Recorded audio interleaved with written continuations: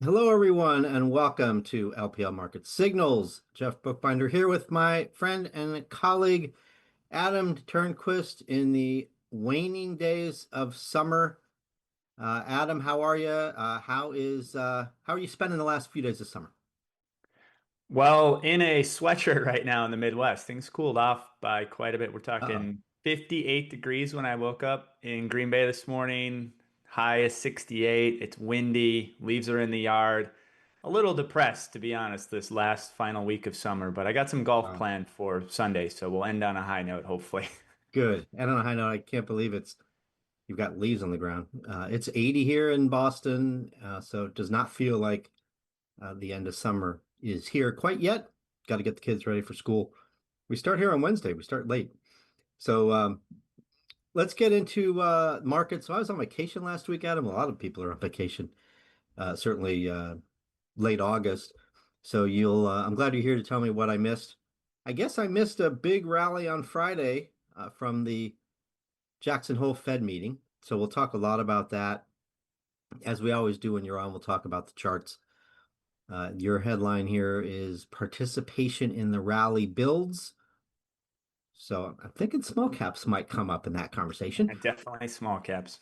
Yes, got a lot of people paying attention to small caps right now. So we'll go through our takeaways on Jackson Hole. That's the topic of the weekly market commentary this week, which you can find on LPL.com. And then lastly, preview the week ahead, where we do have some important economic data that actually is relevant for the Fed. So starting off with the recap. So we were actually down all 4 days, first 4 days of the week in the S&P 500 until that big rally on Friday. So that took us into positive territory for the week and very close to an all-time high. I think just 2 points away. 64, call it 64, 67. We had a little bit of a rotation, Adam, so I want to hear your thoughts on that. Some weakness in the big tech names and some of the sectors that have struggled lately. More of the value sectors actually showed some strength. Your thoughts on the week? So it's a big week for equity markets. We went into Friday with a 5-day losing streak on the S&P 500, and it wasn't severe to the downside, but certainly sentiment getting a little bit bearish going into Jackson Hole. I think there was some angst over what Chair Powell will say. Obviously, he delivered what the market wanted to hear, that being a dovish message in terms of monetary policy, and it was really off to the races. The S&P 500 up 1.5% on Friday, basically pairing all of those prior days declines and also finishing, as you mentioned, 2 points away from a record high. And that broad-based buying pressure was really important because we had tech underperforming on the week. You can see the tech sector down 1.6% over the last 5 days as of Friday. The story there, some of the AI momentum coming unwound a little bit. There's questions over AI, its validity, how useful it is at the enterprise. So, kind of a reality check for that AI trade. And the good news for the market, of course, those other sectors were picking up the slack in driving the market higher. Now, we'll see if that broadening theme continues and if it has legs and what transpires with NVIDIA earnings coming up this week. But certainly, I would call it a constructive week underneath the surface of the market and something we've really been watching for as we kind of entered the week a little bit overbought. Participation had been relatively narrow for a market making new highs, and this was that expansion, at least us technicians were looking for in assessing the health of this bull market right now. Yeah, on the AI theme, I saw a headline about Meta freezing their AI hiring. Now they spent a lot of money on some high profile hires, and so maybe it was, natural to do that. I'm not sure if that was in response to any less confidence in the AI story or not, but that seemed to cause a little bit of those jitters. So you saw some weakness in tech, you saw some weakness in communication services where Meta is, and Alphabet as well. We did get a rally in oil prices, so that's 3% up for energy, a leader on the week. And I mean, I guess we got some dollar weakness on the Fed, so that may be filtered through some of these international markets where we saw some gains. I mean, Jackson Hole and the Fed are going to pop up pretty much on every slide in this presentation, I think. But Adam, we did get a really nice rally in the bond market. The Bloomberg Ag up 0.4% for the week. That is a big move for bonds, and they're almost up 5% for the year in terms of total return. Right, certainly a big move, longer duration, even participating as well. The front end, of course, a little bit more interest rate sensitive to the Fed's decision, moving materially lower in terms of yields. Technically, we didn't get any big developments though. The 10-year, for example, still consolidating, we'll call it around the 200-day moving average, just very choppy price action. The good news though, volatility or implied volatility in the fixed income market remains relatively low, and I think just this range bound fixed income market with, we'll call it benign credit spreads, low volatility, has been a welcome theme for the equity market right now. Yeah, no doubt. We might actually get an all-time high in the S&P 500 today. We're recording this Monday afternoon, August 25th, and the S&P is about flat. So we'll see how we can finish in the afternoon. Maybe we'll be celebrating a high. And certainly this is an equity market that likes strength in bond markets, which is synonymous with lower yields, of course. So that's that. Let's keep moving. Chart check participation in the rally builds, Adam. So that's certainly one of your themes, the broadening out. I know that the equal weight S&P 500 has made a nice little run. That certainly is evidence of improving market breadth, and then seeing some gains in those value sectors certainly as well. Right, and the S&P bouncing off its 20-day moving average once again. That's been a very constructive and consistent area of support for the broader market on a short-term basis. You can see that blue line there, S&P bouncing again, closing just shy of record high territory. And momentum has remained strong. The V-shaped recovery continues, even though some of the gauges, such as the relative strength index in the bottom panel, we call that RSI, has faded a little bit. You can see overbought territory above 7. That was back in July, and we've actually had lower highs on that indicator as price is making higher highs. We call that a negative or bearish divergence. I think bearish is a bit of an overstatement because it doesn't mean the rally's over. It just maybe means that some of the buyer enthusiasm and risk appetite fading a little bit, but again, still in bullish territory overall. In terms of downside, there's a lot of support below the market right now before we even talk about a retest of the February highs at 61.44. You have the 50-day moving average there, the 6,200 level, and then a couple other gaps to fill in that area before you really talk about a retest of those prior highs. But overall, the big story last week was just broadening participation. You can see that in how many stocks are above their 200-day moving average in the middle panel. We hit almost 71%. That's a year-to-date high. That's the most stocks above their longer-term average that we've seen all year. So a very constructive backdrop in terms of market breadth. Jeff, you talked about the equal weight making new highs as well. That's another check the box in terms of breadth. The 80 line or advanced decline line for the S&P also confirming it. Even the Dow Jones Industrial, if we go old school, that hit a new high. We haven't had the transportation index rally yet, so the Dow theory is, as they say, the averages haven't confirmed each other, but at least maybe moving in the right direction there. So overall, the breadth story improving last week, I think, was probably the biggest technical development overall. I think we need kicking it old school in our show notes. So we'll make sure that we add that to the podcast summary. Good stuff. That's a really nice, healthy bull market picture there you paint. The S&P 600, people have been talking about small caps trailing for years. So this is a really interesting development lately, I would say. Now you use the S&P 600 here and not the Russell 2000. So that's interesting to point out.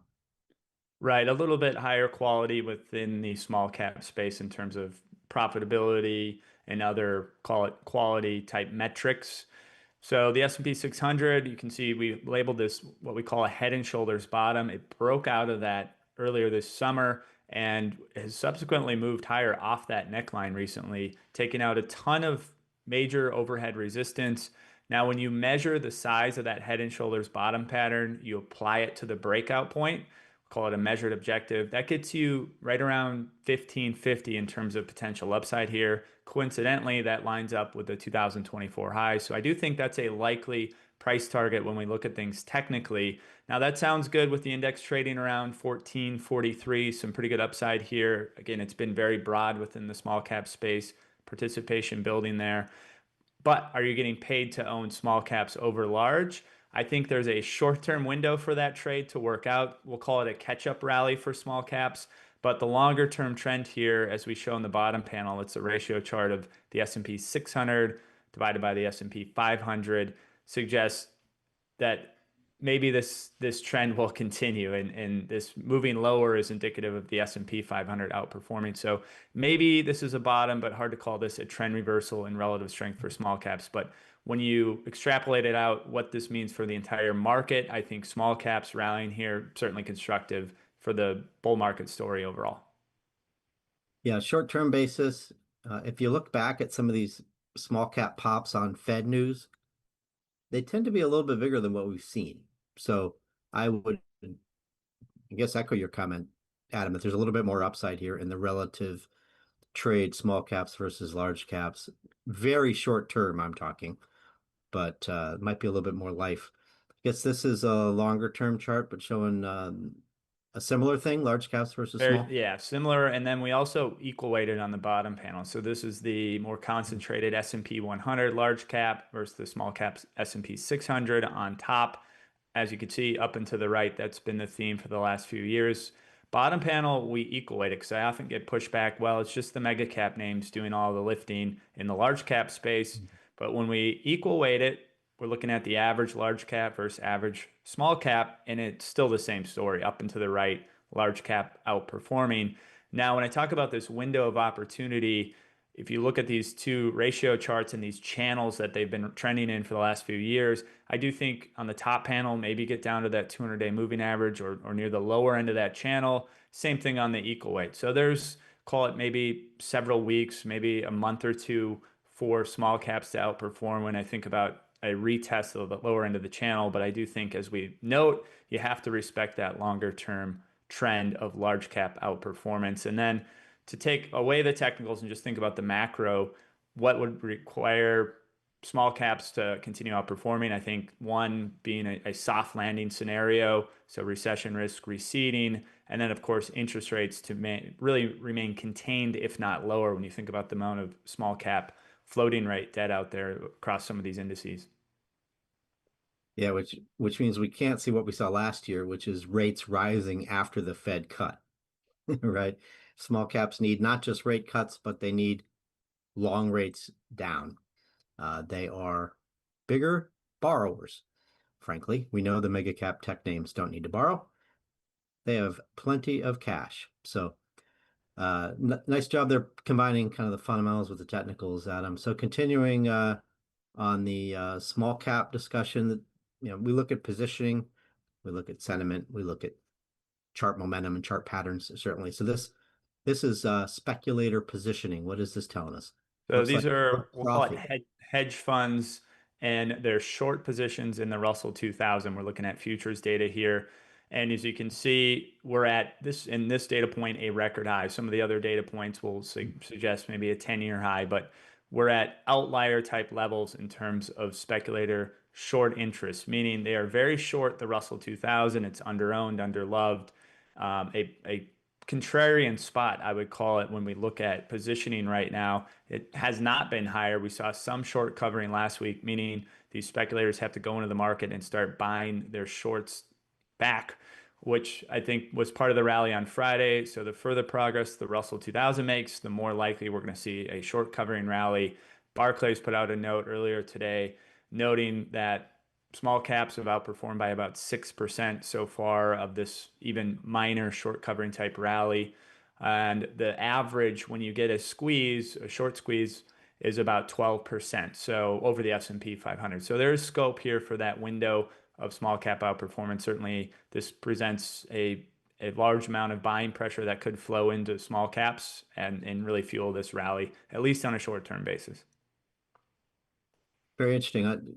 Somewhat related here, retail has maybe turned a little bit more cautious. I've seen based on some of the recent flow data. So yeah, maybe the institutions, the hedge funds support small caps even as retail potentially pulls back a little bit. So turning to seasonality, this of course is a hot topic as August comes to an end fairly soon, and we get into September, which, as I'm sure many of you know, is the weakest month for the stock market historically, at least based on averages. So does something about this month maybe suggest that it won't be so bad, Adam? What's the setup? Well, I think seasonality, it's the climate, not the weather. And the weather right now is we're in a very strong bull market. On a short-term basis, though, we're a little bit overbought. Volatility is historically low. So maybe this is kind of the calm before the storm as we go into September. We know there's a ton of headline risk in September. Even before we got Nvidia earnings, inflation data, labor market data. What is the Fed going to do on September 17th? I have a hard time believing there's not some bumps along the way. You can see over the last 75 years, September on average is down about 0.7%. When September is down, the average decline is about 3.8% versus the average gain of about 3.2%. And what actually really stands out the most is just how many Septembers finish positive. Only 44%. That's 10% below the second worst month. So very few,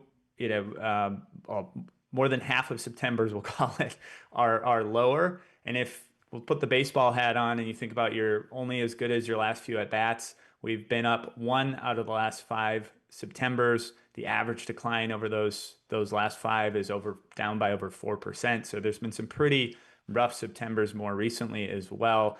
Now that the good news, I don't want to end on a bad note here, is that they tend to be buying opportunities. If you look ahead, October, November, December, certainly strong months. And then on the right, we showcase the progression of the VIX, so implied volatility for the S&P 500. And I think we're at day 167 in terms of trading days this year. And this is where you start to see volatility ramp up. The VIX tends to peak late September, early October, on average around 22 to 23. That's well above the average VIX at 19 and a half. And what really stood out, the VIX closed on Friday at, I think, 14.22. That was a year-to-date low. So we're statistically low on the VIX right now as we go into we'll call it statistically high type of month in terms of seasonal. So I do think there's some upside risk here for volatility and maybe a pullback for those investors looking for an entry point back into this bull market. Certainly, if the market continues to be confident that we're going to get a September rate cut and a maybe dovish message out of Powell on September 17th, that will go a long way toward maybe bucking this trend. A lot more has to go right for us to be up in September, given how much optimism is priced in. But certainly, Fed support will be helpful, no doubt. So, hey, there's a good segue into our little more detail on what we heard from Powell at Jackson Hole last week. I think, I mean, the main takeaway, the one that got all the headlines, Adam, was simply that a rate cut's coming in September. The signal, he doesn't have to commit. He doesn't have to actually spell it out. We plan to cut rates in September, but these hints, you can pretty much bank on it that these hints end up getting fully priced in by the market, and then the Fed ends up following whatever the market expects. So we're going to get a cut in September. It appears almost certainly. And then, the market clearly liked it. 2-year-old was down quite a bit. Yeah, and we shouldn't be surprised by that, at least. I think the market was surprised by arguably how dovish Chair Powell was basically teeing up that rate cut for September. But if you look at the technicals here on the 2-year, we've been in a downtrend really since, call it, the spring of 2024. We're below a declining 200-day moving average. Simplistically, that means expect surprises to the downside, meaning yields lower. I do think there's a floor here. Absent a recession, call it kind of 345 to 355 on the 2-year yield. I think the message from the market there is really expect 2 to 3 rate cuts over the coming months, maybe this year or early into next year. Anything below that kind of 345 lower end of that support level would suggest, I think, the market sniffing out a recession. So we're still in, the technicals here still point to likely cuts coming on the calendar and really aligning now with what the Fed has told us. But I do want to point out one thing on this chart because what we witnessed last September 2024 when the Fed again arguably came out and surprised the market with a 50 basis point cut, that actually marked the low in 2-year yields. Now, I've probably explained this chart and what the reaction function was after the Fed cut rates and why they moved higher for the last year, and I'll probably continue. My grandma just asked me about this last week and asking what the Fed is going to do. And if she actually remembered and she said, are rates going to go higher now that the Fed's cutting rates? And I said, well, it depends on expectations because expectations and reality are two different things in this market, and especially when you're talking about the Fed. So if the market gets a little too dovish and we get some, we'll call it strong labor data topped with higher than expected inflation, then yeah, I think we could see a bounce here in 2-year yields and of course fade some of those rate cut expectations. But the trend here is lower. You'd have to get really through that 200-day moving average, call it around 402 to really, I think, start talking about a prolonged pause or anything beyond that from the Fed's perspective. You have a sophisticated grandma, Adam, asking about the Fed. Love that. Absolutely love that. My my dad's in the business, so obviously he's following this stuff. But I can tell you my mother has never asked me about the Fed. So, nor did my grandma when she was alive. So that's cool. So, we're pretty much cementing 2 cuts this year in market expectations. I mean, you alluded to it, Adam. I mean, we could get 3 if you get a little bit more economic deterioration than we expect. But more likely, maybe you get 2 this year and you get a couple of next year. Does that seem reasonable for expectations? And is the market even going to care if that kind of outlook is maintained? I don't think so. I think if we start deviating and get another potential hawkish rate cut, which sounds maybe counterintuitive, that would be the problem for the market. I think this chart really stands out as a good reminder how quickly the narrative can change if you go call it April or really starting of the year, maybe 1, 2 cuts, go to April, May, we're talking about 4 cuts. The narrative changes very quickly in terms of monetary policy, especially now where I think the labor market certainly on trial, the Fed maybe discounting these tariff pass-throughs as temporary inflation, but I'd also maybe argue in a critical way, or maybe too critical way, that the Fed hasn't exactly been right on calling transitory inflation. So I think That's an there's some understatement. they're in a challenging spot. I'm not envious of being a Fed official right now. Yeah, I think that the experience that Powell's had lately suggests that he probably will step off of the board at the Fed in May when his term's up. So yeah, we'll just keep watching. If I mean 2 cuts was priced in right after the Liberation Day tariff scare came off, and we're still there. So if you went to sleep in May and you woke up now, you'd say nothing's changed. Maybe it gets too much attention. This is related. This chart shows how the 2-year yield has historically responded to Jackson Hole, and it's related to the point you just made, Adam, because this one outlier line, which is what basically up 1%, was 2022, right? And of course, that was when the Fed started fighting inflation aggressively post COVID. So let's sort of throw that out. 2020 is an outlier too. We should throw that out. What is that? That's the pandemic, right?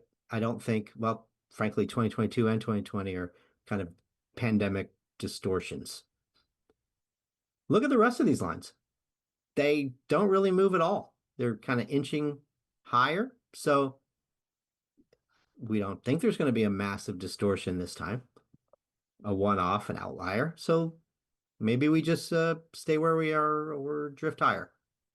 What do you think? I think for equity markets, that's the best case scenario, really, when just this low volatility backdrop, no material moves up or down. I think there's this idea that if we, cut rates by 50 or 100 basis point, the market will rally. But under those conditions, that would require a material deterioration in economic activity, I think, taking political pressure out of the equation. So it's one of those, be careful what you wish for in terms of lower rates, not to mention what the implications there would be on the long end of the curve.